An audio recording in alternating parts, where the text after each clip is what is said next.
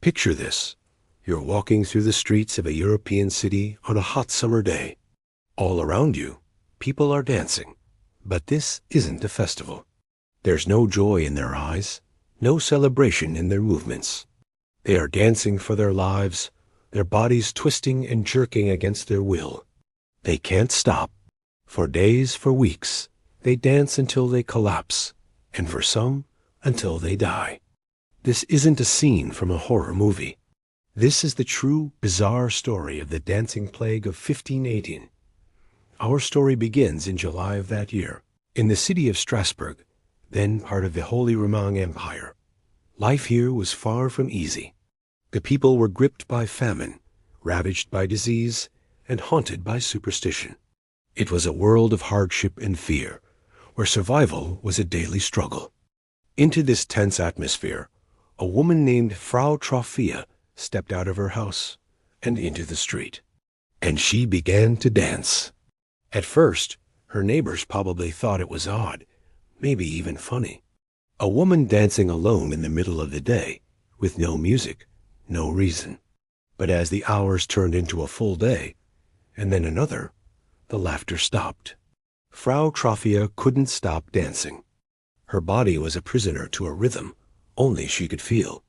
She danced without rest, without food, without water. And then the unimaginable happened. Within a week, she wasn't alone anymore. Dozens of others had joined her, their bodies seized by the same uncontrollable urge. The strange affliction spread like wildfire through the city streets. Men, women, and even children found themselves compelled to dance. They danced until their shoes disintegrated, until their feet were raw and bleeding, until their bodies were screaming with exhaustion. Panic began to grip Strasbourg. What was this madness? Contemporary accounts, scribbled by shocked chroniclers, tell us that at its peak, as many as 400 people were caught in this frantic, non-stop dance. The city square became a horrifying spectacle of sweat, blood, and utter exhaustion. The constant motion took a deadly toll. People began to die from heart attacks, strokes, and sheer physical depletion. The dancing plague was claiming its first victims. The city officials were in a state of sheer panic. Desperate for a solution, they consulted the leading physicians of the day. But medieval medicine was a world of guesswork and strange theories. The doctors, after examining the dancers, came to a baffling conclusion. They diagnosed it as hot blood and believed the only cure was for the dancers to literally dance the fever out of their systems. Their prescription? More dancing. Following this advice, the authorities took a step that seems utterly insane to us now. They cleared out guild halls to create dedicated dance floors. They even hired professional musicians to play pipes and drums to keep the beat going, hoping to help the afflicted burn through the illness. But this only made things worse. The music seemed to encourage even more people to join the horrifying marathon. The city-sponsored dance party had turned into a state-sanctioned nightmare. When medicine failed, the people turned to faith.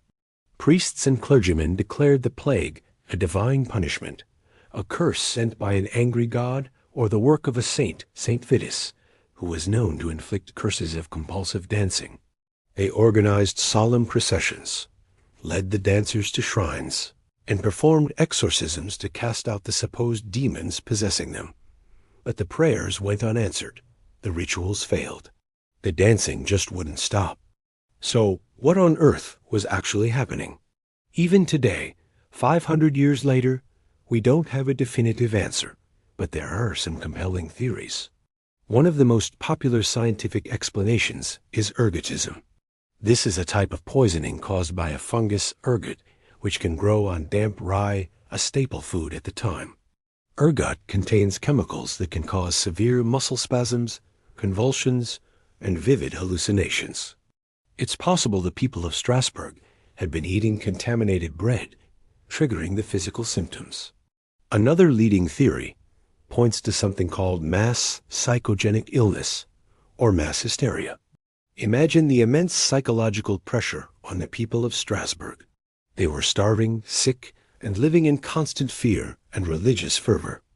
This extreme, prolonged stress could have created a kind of psychological tipping point.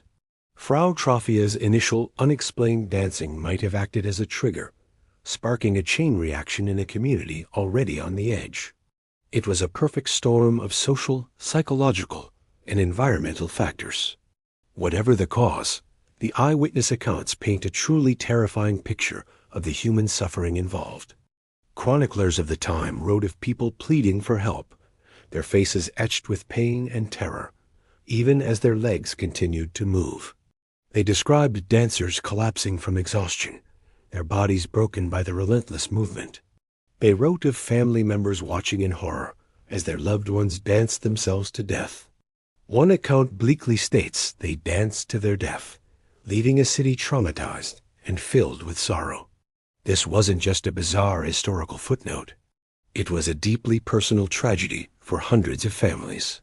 Then, as mysteriously as it began, the plague started to subside. By early September, the number of dancers began to dwindle. The frantic energy that had possessed the city for over a month finally burned itself out. Some of the afflicted slowly recovered, left with weak bodies and horrifying memories. Many others were not so fortunate and were buried in the city's cemeteries. Strasbourg gradually returned to a semblance of normal life, but the shadow of the dancing plague lingered for generations. The dancing plague of 1518 remains one of the most enigmatic and unsettling events in all of human history. It serves as a chilling reminder of how vulnerable we can be, how the mind and body can be pushed beyond their limits by forces we don't fully understand. It forces us to ask a question that is as relevant today as it was 5 centuries ago. What happens when fear, belief, and hardship combine to push a society to its breaking point? The mystery of the dancing plague is a story that continues to haunt us, a bizarre and tragic dance between history and human nature itself.